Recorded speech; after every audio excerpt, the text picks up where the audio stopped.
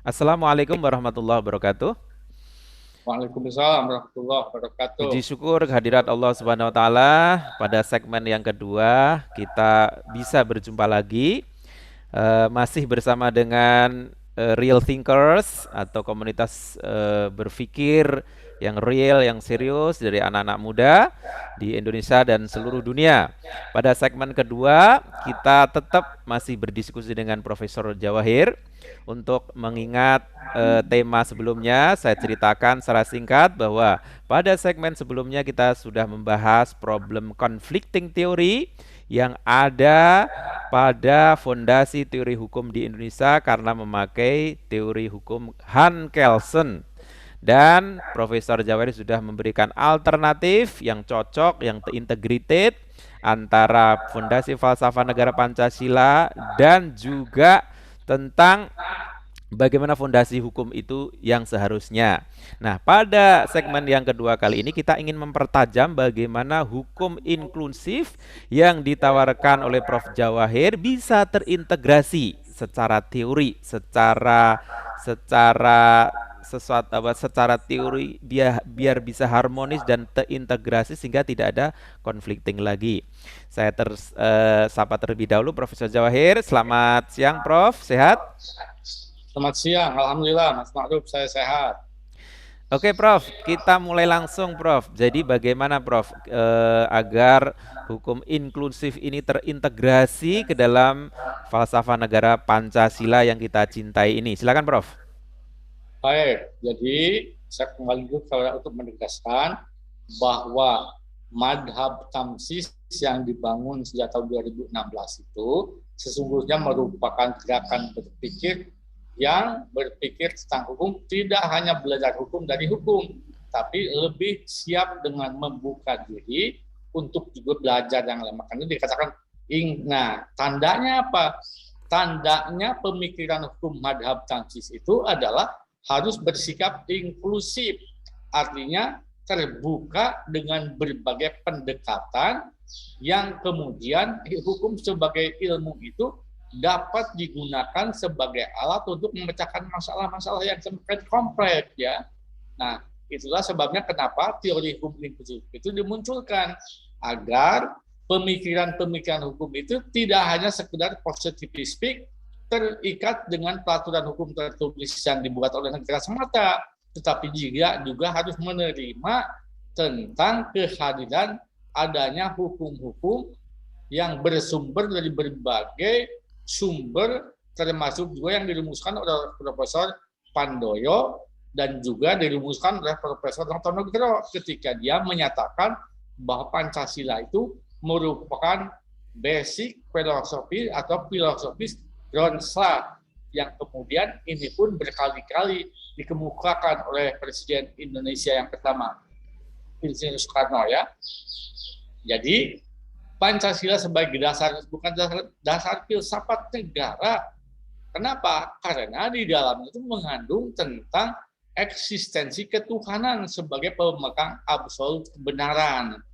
Kalau dalam bahasa filsafat itu ketuhanan Maha Esa sebagai kausa prima, sebagai penyebab awal munculnya kebenaran, baik kebenaran material yang disebut kebenaran fisik yang menjadi Tuhannya masyarakat positivistik. Jadi kalau bukan data, bukan sesuatu yang empirik, nah ini yang kemudian dalam konteks pemahaman hukum positivistik itu, saya katakan kalau hukum itu hanya berbasis pada norma dan fakta-fakta dalam konteks yang bisa diobservasi, itu berarti ilmu hukum yang selama ini tidak terbuka, artinya eksklusif. Nah, kemudian madhab tamsis menawarkan hukum inklusif itu pemikiran hukum yang satu memiliki pendekatan non-linear. Jadi pendekatannya harus dibuka, tidak hanya belajar hukum untuk hukum atau belajar hukum dari hukum, tapi juga belajar untuk memahami hukum dari berbagai disiplin ilmu. Sehingga dalam ilmu hukum itu mengandung apa yang disebut misi keilmuan tentang adanya kebenaran. Kenapa ini penting? Karena ini merupakan kritik daripada seorang ahli dari Oxford University, dari Wayne Morrison, yang mengatakan kecenderungan positivisme, termasuk kecenderungan pemahaman teori Han Kelsen itu, they forgotten the truth to tell the truth on the law. Mereka positivisme telah sungguh-sungguh melupakan untuk menyampaikan adanya kebenaran dalam hukum. Itulah kemudian ahli-ahli hukum terakhir ini sudah menyatakan yang penting itu hukum merupakan kesepakatan politik. Jadi mereka sudah menafikan tidaknya kebenaran sudah tidak persoalan. Yang penting hukum itu merupakan kesepakatan politik dari berbagai kekuatan, ya. Nah, hukum inklusif tentu saja tidak demikian, tetapi membuka diri untuk pemahaman hukum yang lebih inklusif itu lebih luas dengan menggunakan pendekatan-pendekatan sebagaimana pendekatan itu telah diakui oleh Profesor Pandoyo bahwa sistem hukum nasional itu hanya ada apabila sumbernya adalah satu berasal dari hukum kebiasaan atau kearifan lokal atau juga bersumber dari hukum agama yang tentu berkembang pada masyarakat sebelum kelahiran atau kedatangan pemerintahan Belanda yang kemudian menjadi basis teori daripada hukum positivisme, baik hukum tata negara maupun hukum pidana kita. Ya, itulah kemudian kita kembali kepada penggunaan perumusan sistem hukum nasional yang berbasis pada agama, dan ini memiliki atau terintegrasi dengan adanya Pancasila sebagai dasar negara. Nah, ada postulat yang kedua dalam hukum inklusif itu, yaitu hukum inklusif itu akan ada kalau memang basicnya itu sudah didukung oleh landasan-landasan agama. Nah, landasan keagamaan ini punya kaitan yang signifikan dengan Pancasila sebagai dasar negara. Kaitannya itu adalah bahwa ketuhanan yang Maha Esa sebagai bagian atau sila pertama yang menjiwai atau menurut istilah Profesor Notonegara, Pancasila yang kemudian mengaku ketuhanan yang Maha Esa itu menjadi ruh dari sila-sila berikutnya, ya. Bisa juga yang ruh menjadi jiwa daripada kehidupan masyarakat dan berbangsa yang sumbernya adalah ketuhanan yang Maha Esa, termasuk juga kemanusiaan yang adil dan beradab. Istilah kemanusiaan yang adil dan beradab itu sesungguhnya itu berbasis pada kitab Taurat yang dianugerahkan Tuhan kepada Bani Israel yang menyatakan begini. Jadi kemanusiaan yang adil dan beradab itu adalah manusia-manusia yang menghormati dan memuliakan manusia, sehingga kemudian Tuhan di dalam kitab Taurat yang diturunkan kepada Nabi Musa dan kemudian juga dinukil oleh Allah diturunkan dalam kitab suci Al-Quran yang disebut wa katabna ala bani Israel anna nafsa bin nafsi wal aina bil aini. Oke. Jadi ada kata sesungguhnya aku telah tetapkan bagi Bani Israel sesungguhnya setiap jiwa itu dibayar dengan jiwa. Nah, ada kata kuncinya. Sehingga sehingga jika ada seseorang wa'ing qatala nafsan bighairi haqqin, jika ada seseorang di antara kamu yang melakukan pembunuhan, menghilangkan nyawa orang lain dengan tanpa hak, menurut kitab Taurat itu, maka dia seakan-akan orang itu telah menghilangkan umat manusia seluruhnya. Pakaan nama alaiha, ya, kotalan nasa alaiha. Jadi menurut pandangan Yahudi, jika seseorang membunuh tanpa hak kepada yang lain, seakan-akan dia itu membunuh orang lain, membunuh manusia yang lain seluruhnya. Nah, pandangan dari kitab suci agama Yahudi Taurat ini ternyata juga masuk dalam pandangan paham kita, yaitu kemanusiaan yang adil dan beradab. Kemudian oleh Al-Quran dalam surat Al-Baqarah itu juga dinyatakan dengan tegas, anna nafsa bin nafsi al-anfa bil anfi, sungguhnya jiwa dibayar dengan jiwa. Tetapi ada kata-kata wa in qatala nafsan bighairi haqqin, jika ada yang melakukan penghilangan nyawa terhadap orang,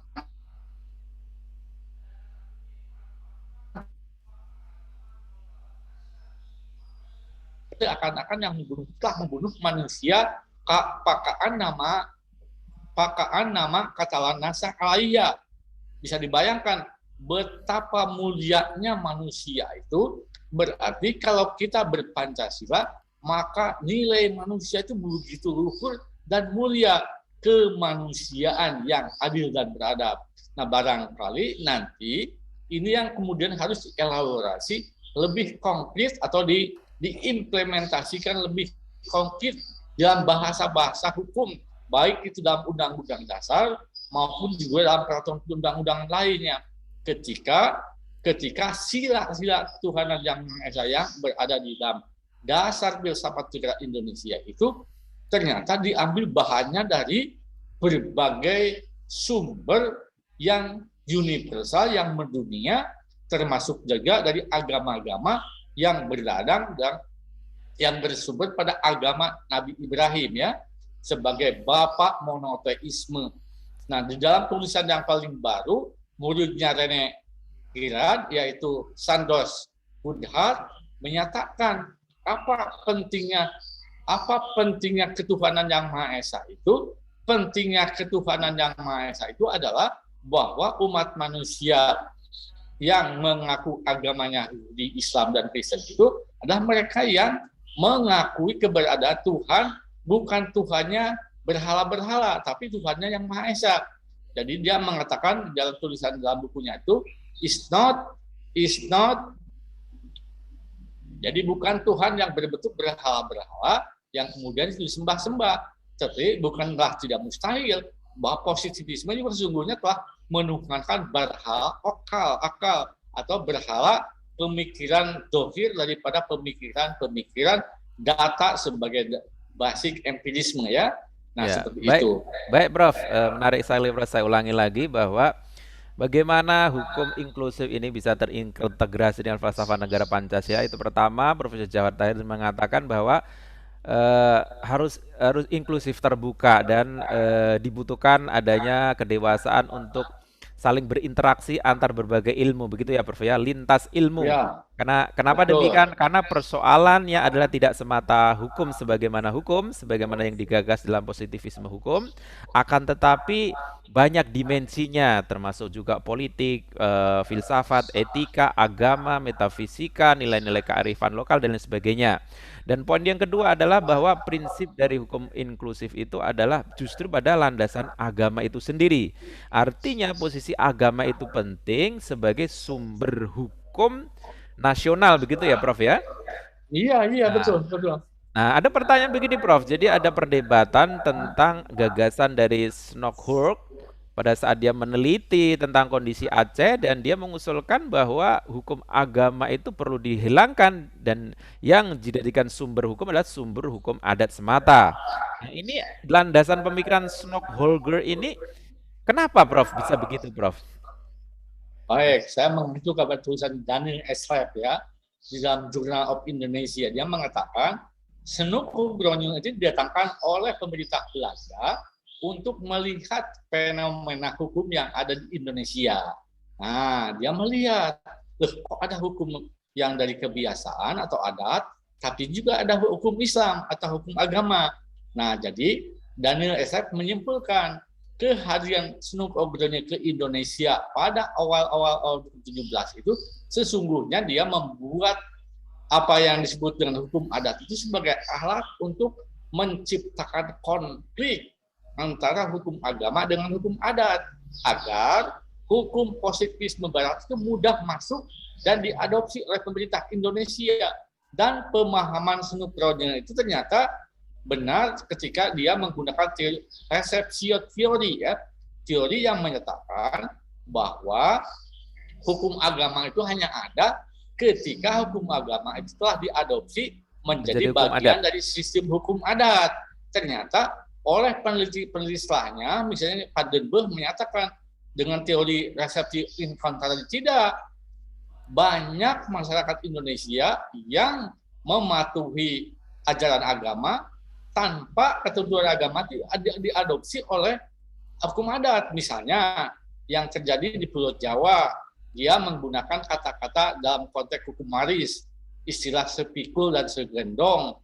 Jadi orang-orang Indonesia yang Islamnya di Jawa itu menggunakan hukum waris bagi laki-laki itu mendapatkan segendong. Segendong itu seperti seperdua, ya, dua bagian. Sementara bagi perempuan, anak perempuan itu sepikul. Nah, ternyata dia bilang tidak demikian. Jadi Pandenberg itu sebagai yang kontra terhadap sunu putronya.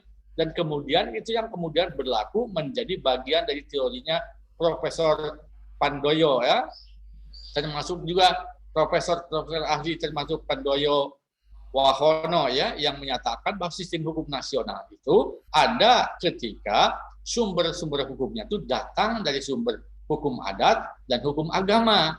Nah, tentu saja sekali lagi bahwa Profesor Pandoyo ketika itu sudah mengatakan hukum adat dan hukum agama itu is a branch of, is an independent branch of law. Jadi hukum adat maupun hukum agama itu merupakan cabang hukum mandiri atau cabang sistem hukum yang mandiri yang mempunyai asal usul dan mempunyai basis wahyunya masing-masing, ya, atau mempunyai semacam ajaran masing-masing. Nah, itulah kemudian yang kemudian berlaku sampai sekarang, ya, ketika kita mencoba untuk menggunakan sistem teori hukum inklusif, maka kita pun tidak akan melupakan beberapa teori sebelumnya, termasuk misalnya ketika kita atau teori hukum inklusif mengakui adanya tentang basis keagamaan itu diambil dari Profesor Notonegoro yang menyatakan tentang magis religius. Itu sebenarnya magis religius itu basis teori dari hukum adat. Jadi hukum adat itu juga harus memiliki ciri magis religius. Jadi ada sifat-sifat kegaiban yang berbasis pada keagamaan, ya, seperti itu. Misalnya wali nabi punya mukjizat, wali punya karomat, sebagaimana wali songo, wali yang lain itu punya kekuatan magis religius yang berbasis pada keagamaan, bukan sinkretik. Jadi jelas sekali seorang Profesor Notonegoro, seorang pengajar filsafat ketika itu yang kemudian diadopsi oleh murid-muridnya, termasuk Profesor Joyo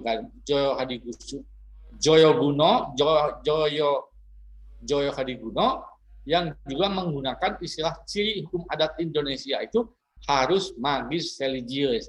Nah, itulah sebenarnya kemudian ketika kita menetapkan Pancasila sebagai dasar negara, itu sama dengan Indonesia is a religious country, is not theocratic country, ya. Bisa dibayangkan kenapa itu perdebatan yang terjadi pada saat sebelum pengesahan tanggal 18, yaitu dengan adanya kesepakatan dari tokoh-tokoh Islam untuk mencoret 17 kata itu, ya.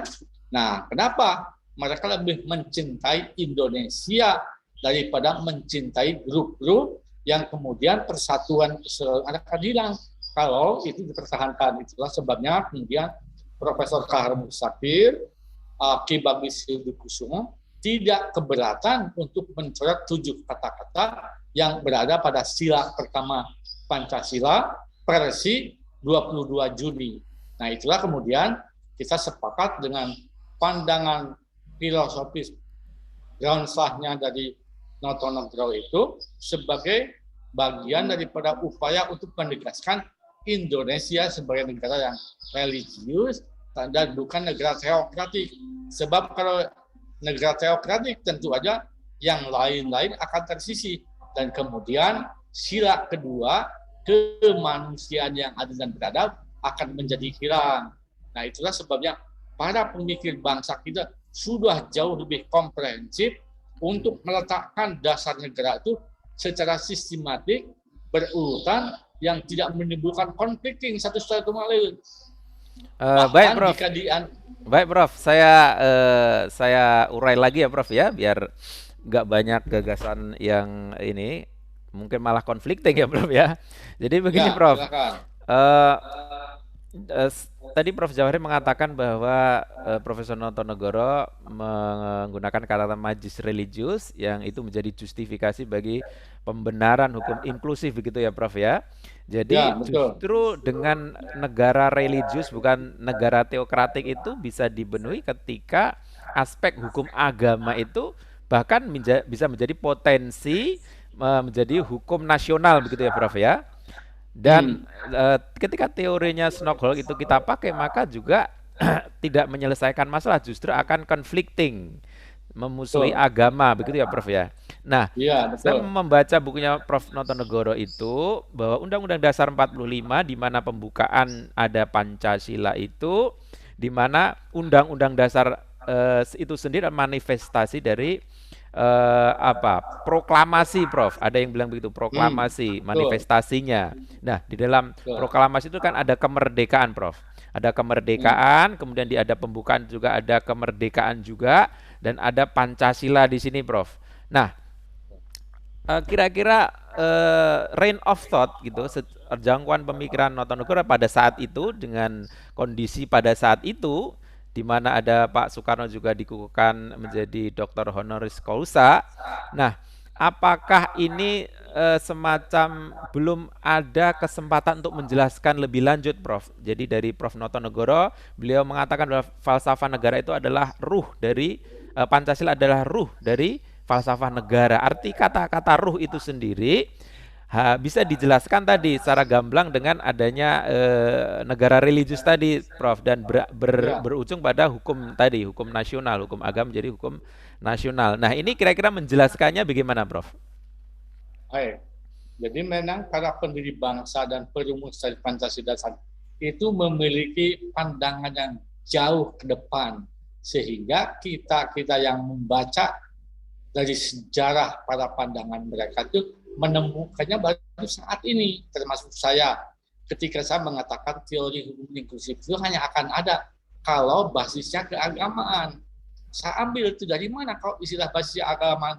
Jadi basis keagamaan tidak muncul tiba-tiba, tapi muncul dari pemikiran dan perenungan filosofis Profesor Notonegoro ketika bahwa Pancasila itu juga mengandung nilai keagamaan, tapi juga ada aspek-aspek hukum adat sebagai bagian yang sah dari kearifan lokal Indonesia yang kemudian muncul dengan istilah magis religius itu ya. Nah, jadi dengan kata lain magis religius itu juga adalah bagian daripada merupakan postulat yang dapat dijadikan justifikasi terhadap kesepakatan secara diam-diam, secara laten Indonesia sebagai negara religius, tapi bukan negara teokratik ya. Nah, kesepakatan itu sampai sekarang, alhamdulillah masih kuat. Kenapa? Karena Indonesia tetap persatuan dan kesatuan Indonesia kan itu. Jadi mereka lebih mengutamakan pada persatuan dan kesatuan Indonesia sila ketiga dari Pancasila. Nah, itulah kemudian ketika kita sekalipun pasal 29 bahwa yang mewajibkan warga negara untuk meyakini, mempercayai adanya ketuhanan yang Maha Esa merupakan hak konstitusional termasuk pengamalannya ya. Nah, pengamalan agama-agama itu tentu dipersilahkan kepada penganutnya masing-masing untuk diperjuangkan secara konstitusional di parlemen atau di DPR, termasuk misalnya umat Islam mencoba mengajukan tentang undang-undang makanan dan minuman yang halal, tidak berdasarkan kebijakan diskriminatif. Nah, itulah sebabnya kemudian muncul ketika yang tidak paham, ada sebagian daripada kota-kota ataupun provinsi-provinsi yang mencoba membuat perda-perda keagamaan menjadi basis daripada implementasi keyakinan agama mereka masing-masing.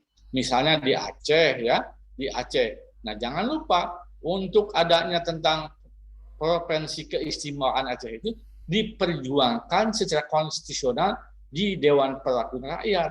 Jadi istilah diskriminatif tidak benar dan tidak berlaku. ketika perjuangan mengimplementasikan ajaran agama itu dipayungi oleh peraturan hukum sebagai bagian daripada pasal 1 ayat 3 tentang Indonesia adalah negara hukum. Jadi apa yang akan dilaksanakan oleh umat beragama sekalipun, dia tetap harus punya dasar hukum peraturan perundang-undangan yang perjuangannya tidak didasarkan kepada putusan sepihak. Misalnya umat Islam memerlukan adanya makanan halal, ada label halal. Kemudian umat Islam melalui partai politik yang tidak sekedar umat Islam. Di situ ada rekan-rekan saudara PDIP, ada juga Golkar, memperjuangkan tentang adanya undang-undang produk halal, undang-undang produk makanan dan minuman serta obat-obatan dan kosmetik yang halal ya. Nah, perjuangan mereka itu sekaligus perjuangan konstitusional, sehingga ketika DPR mengesahkan adanya undang-undang implementasi keagamaan itu tidak dapat dikatakan diskriminatif. Kenapa? Sebab telah diuji keabsahannya melalui kekuatan partai-partai politik yang tidak memiliki kesamaan keyakinan. Contohnya rekan-rekan dari Partai Demokrat Perjuangan PDIP ya sama mengesahkan itu. Misalnya terakhir ada undang-undang tentang turisme syariah ya, itu juga merupakan bagian daripada implementasi dari sila pertama. Nah, tentu saja untuk implementasi itu tidak dapat hanya diserahkan kepada pimpinan, misalnya gubernurnya menetapkan lalu memberlakukan. Jadi untuk mengimplementasi pelaksanaan ajaran agama sebuah agama itu juga akan dikatakan syah dan tidak diskriminatif ketika mereka itu juga menggunakan saluran-saluran politik yang tetap di situ ada fungsi-fungsi yang memperkuat tentang persatuan dan kesatuan negara kesatuan Republik Indonesia. Begitu Mas Maru. Ya, baik Prof. Jadi untuk penutup Prof, mungkin bisa kasih komentar, tapi sebelumnya saya meringkas apa yang saya pahami Prof, bahwa klaim negara Pancasila sebagai negara religius justru menjadi convincing, meyakinkan ketika hukum inklusif itu menjadi satu basis alternatif pemikiran untuk mengintegrasikan antara falsafah negara dan bagaimana posisi hukum. Begitu ya Prof ya? Dan justru ketika kita memaksakan diri menggunakan teori Halkensen justru tidak menjadi negara religius, justru akan menjadi betul-betul negara sekuler, gitu ya Prof ya. Kenapa demikian? Karena Hans Kelsen adalah seorang positivisme sebagaimana Snokhorst. Begitu ya Prof ya? Sebagaimana Snokhorst.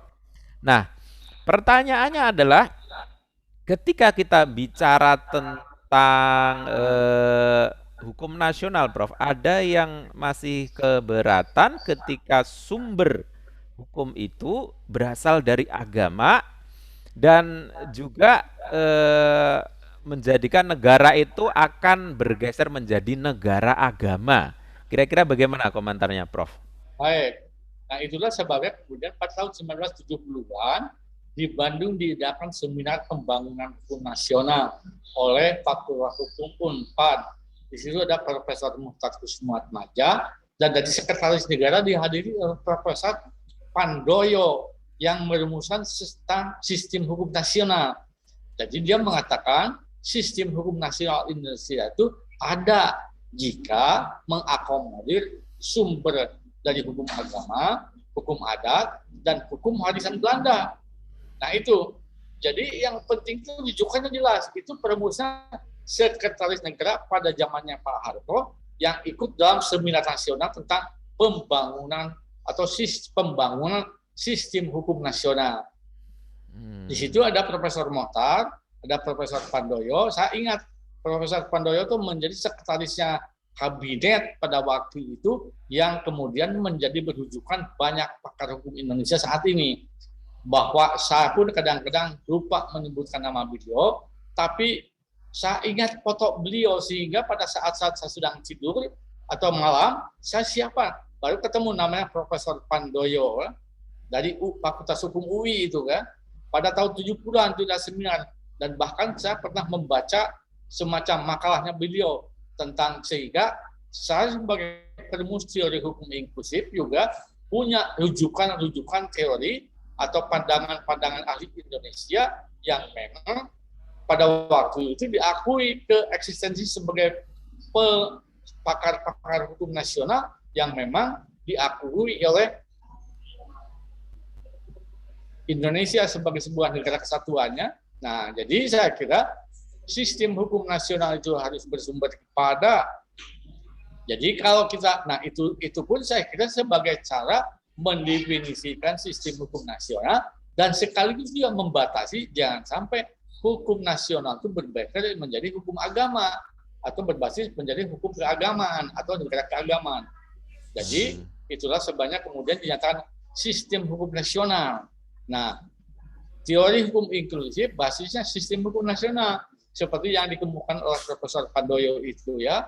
Jadi mungkin kalau kawan-kawan nanti coba menulis Google dan menelusuri arsip-arsip tentang hasil seminar nasional di Bandung pada tahun 70-an. Itu habis melari tahun 74. Saya masih ingat karena itu yang menggerakkan saya rekan-rekan dari Bandung, yaitu tentang teori pembangunan hukum nasional ya. Jadi sistem pembangunan itu sistem hukum nasional. Nah, saya kira rumusan itu menjadi jelas bahwa tidak mungkin negara Pancasila itu kecuali dia adalah religius, yaitu sistem nasional, hukum nasionalnya selain dia mengadopsi pada hukum-hukum positivistik yang empirik saat ini, termasuk pengaruh-pengaruh dunia global, termasuk juga tetap kita tidak menafikan kehadiran hukum warisan kolonial Belanda yang masih bermanfaat sampai sekarang. Ya? Nah, pendekatannya dikatakan pendekatan hukum pembangunan hukum nasional yang bersifat konstruktif. Jadi tetap merawat yang lama dan menerima yang baru yang lebih baik manfaatnya. Seperti itu. Jadi sesuai dengan asasnya usul fikih ya. Yeah. Jadi muqaddamu ala, jadi kita tetap hukum inklusif, tetap menerima kehadiran keterbukaan untuk merujuk pada ahli-ahli sebelumnya.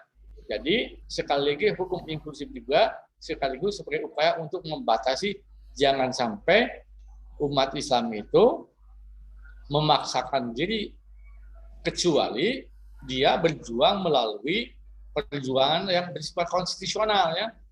Bahwa inilah kemudian dressing bagi umat Islam, demokrasi itu membuka, dan inilah kemudian teori hukum inklusif itu hanya akan dapat tumbuh pada kehidupan masyarakat yang demokratis, yang dialogis. Jadi teori hukum inklusif itu masih dalam sebuah dialektika ya.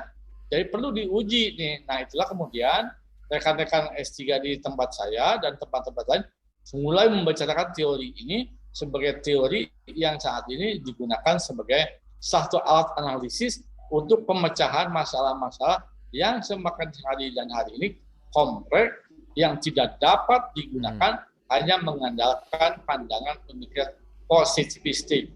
Termasuk juga banyak ya. Baik Prof, kayaknya waktunya udah habis Prof. Sebenarnya ada pertanyaan satu Prof, cuma nanti dijawab pada segmen selanjutnya, yaitu tentang satu dasar hukum dan dasar kekuasaan untuk memanai sila ketuhanan yang Maha Esa. Bagaimana hukum inklusif yang digagas oleh Prof Jawahir itu menyelesaikan sovereignty of God dan sovereignty of human being, di mana sovereignty of God atau kedaulatan Tuhan yang sering dibicarakan para filsuf itu bagaimana bisa mengintervene dan bisa berinteraksi dengan kebebasan manusia. Ini satu segmen khusus, mungkin juga Prof Jawahir bisa menjawab di lain kesempatan. Teman-teman, demikian tadi diskusi dengan Prof Jawahir, semoga bermanfaat. Kita bisa insya Allah ketemu lagi dalam segmen selanjutnya. Sekian, wassalamualaikum warahmatullahi wabarakatuh. Waalaikumsalam warahmatullahi wabarakatuh.